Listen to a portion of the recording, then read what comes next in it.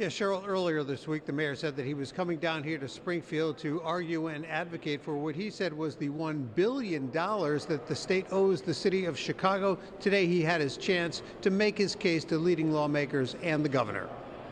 Mayor Brandon Johnson arriving with members of his team early this afternoon to push state lawmakers for more money for Chicago. Well, Craig, in a few hours, I'm going to have conversations with multiple individuals, and after those conversations, I'm more than happy to talk to you. The mayor's first stop was at the office of House Speaker Emanuel Chris Welch, where he held meetings with some lawmakers, but the speaker's meeting was set for later in the afternoon.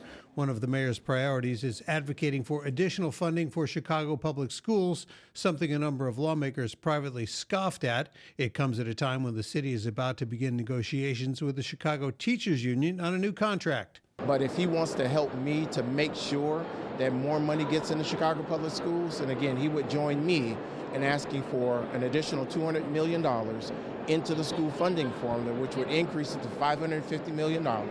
The Chicago Black Aldermanic Caucus was also in Springfield on an unrelated, previously scheduled trip to meet with members of the Illinois Legislative Black Caucus, also advocating for Chicago. On their agenda, infrastructure to help address the underlying problems that contributed to the widespread flooding on Chicago's west side last summer. So we're looking for infrastructure dollars not only to expand the sewers and to come up with the reservoir situation, but as well as to deal with the operational issues that our residents were faced with. Some still have mold in their basements. Some still have not recovered from the flood of last year. Some lawmakers say they are just glad to have the mayor in Springfield collaborating with them on solutions. The squeaky wheel gets the oil, right? If you don't know what the ask is, we can't, in a collaborative manner, try to produce it.